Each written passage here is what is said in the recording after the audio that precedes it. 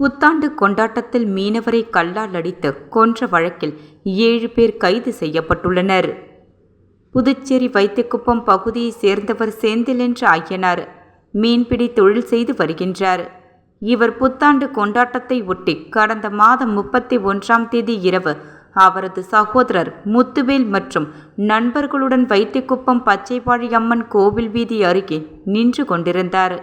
அப்போது வைத்திக்குப்பத்தை சேர்ந்த பாவிலன், திலீப் ஆகியோரை போதையில் அவ்வழியாக வந்தபோது செந்தில், முத்துவேல் ஆகியோரை பார்த்து அன்றைய தினம் ஏற்பட்ட தகராறு குறித்து செந்திலிடம் பேசியுள்ளனர். அப்போது இவர்களுக்குள் வாக்குவாதம் ஏற்பட்டது. இதில் செந்தில் திடீரென திலீப், பாவிலன் ஆகியோரை அடித்ததாக கூறப்படுகின்றது.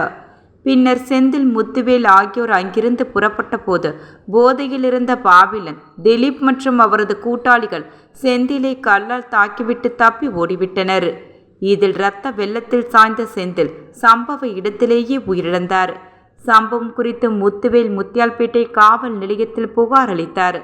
அதன் பேரில் வைத்திக்குப்பத்தை சேர்ந்த பாவிலன், திலீப், ஆகாஷ், அரவிந்த், தமிழ்மணி, சதீஷ்குமார் மற்றும் கருவடிக்குப்பத்தை சேர்ந்த திவாகர் ஆகியோர் மீது போலீசார் வழக்கு பதிந்து தேடி வந்தனர்.